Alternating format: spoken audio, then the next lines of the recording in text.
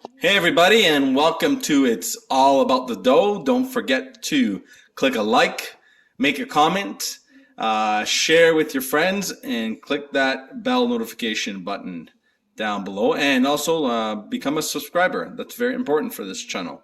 So what do we got here today? What am I doing? Okay, so basically I'm going to be sharing with you the tools and gadgets that I feel and utensils that I feel are important when making your homemade pizza. All right, so pretty much everything you see here is pretty much everything I use, excluding maybe obviously bowls to put like sauce in or ingredients in and stuff like that, and also excluding the pizza oven that I use, okay, which is sitting lonely down over here, but we're going to use that afterwards.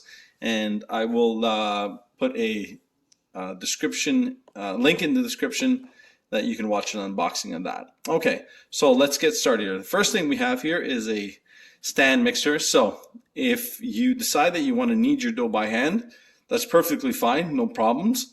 I do that on occasion as well. But for time and convenience and practicality, stand mixer is where it's at. This one is a Cuisinart. Okay, and it is 500 watts, so it's pretty standard. And it's got the dough hook attachment right here. Some people prefer to use the just the mixer attachment. I prefer that. Doesn't make difference, just as long as the dough it makes your kneading process a lot easier.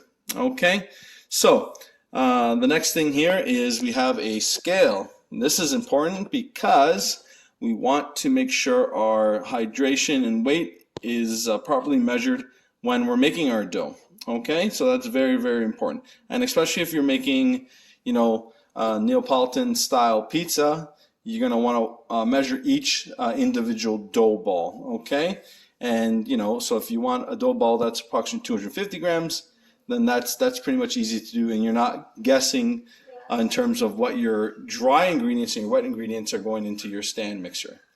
And that's also important when you're measuring your salt as well. Okay, so digital scale. Okay, picked this one up at Costco. I think it was like 25 bucks or so. Doesn't matter, as long as it does the job, you're perfectly fine. Okay, next thing here, I'll just start from going from left to right, basically, not in any particular order, but have a pizza peel here. This is my 12-inch pizza peel, or 14-inch pizza peel for 12-inch pizzas.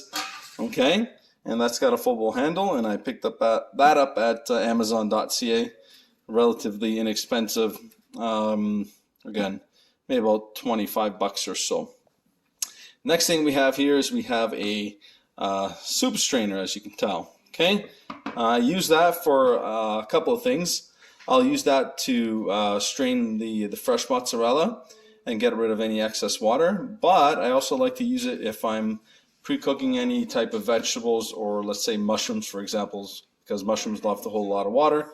I'll put that in the strainer, and then those pre-cooked mushrooms there will strain, for a little bit of time, and they'll get a lot of that excess water out, so you're not having a soggy pizza. Okay.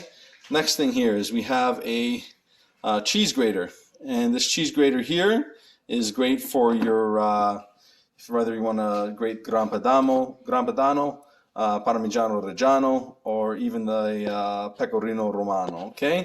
That's really good for that.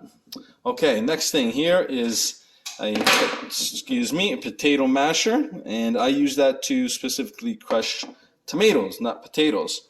And it makes a lot easier work than using your hands, and it's less messy. So what we have here is a dough scraper, okay, or a pastry scraper, and I like to use this because it helps me cut the dough evenly in half or in fours or whatever I want, but it's also good for scooping and turning the dough off your countertop.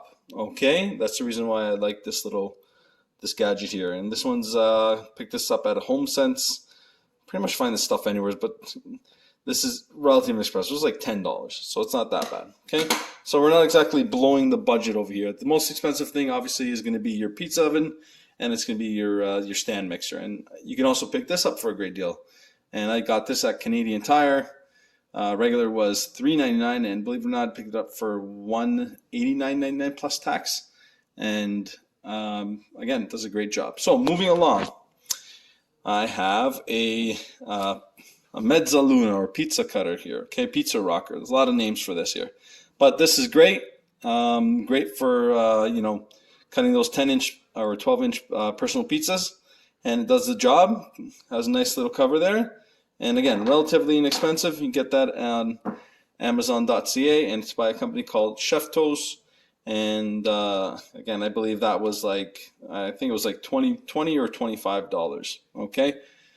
All right, moving along here. What do we have here? We have a temperature reader. Okay.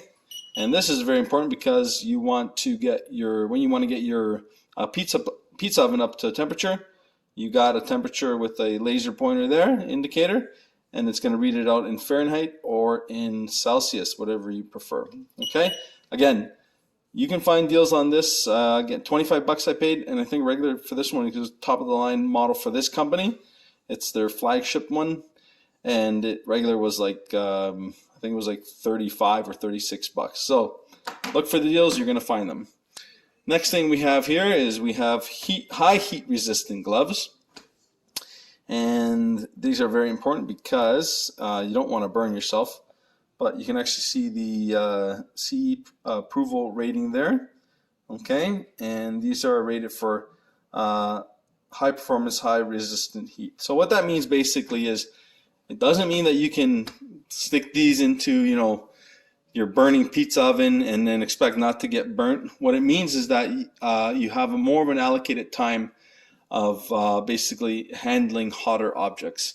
And these gloves here, they're going to do a lot better job that have a high resistant heat than, let's say, your typical oven gloves or something like that. So your oven gloves might be rated for, you know, a maximum temperature of 500 degrees Celsius for maybe, you know, 10 or 15 seconds.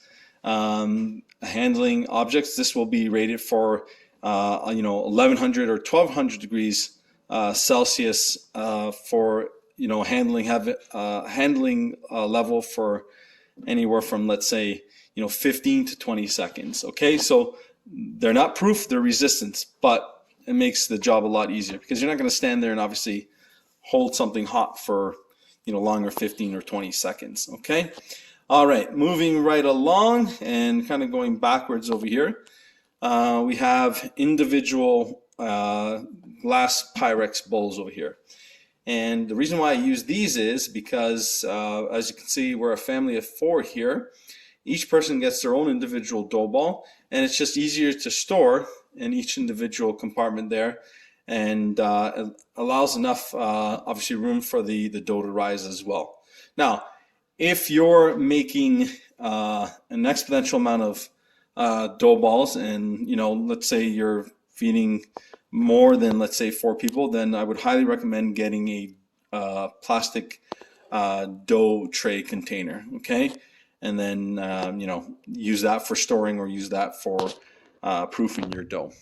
All right, and then I guess we have one more thing over here, and this is this little container here. Okay, and I like to keep my my condiments inside there, my olive oil, and it makes for a lot easier than trying to pouring it out of the bottle and getting more than you actually need. So this one, it's a squirt bottle obviously, and you just kind of drizzle the oil when you need it on top, or as much as you need, and that's basically it. And this here, you can pick up at the dollar stores, believe it or not, and you can get like a whole like bag of 4 or 5 for like $1 or $2. So that's cheap and convenient. So there you have it, guys. If I've missed anything, or if you guys think of any of the things that that you'd want to use, or maybe I can use, just fill it in the comments below.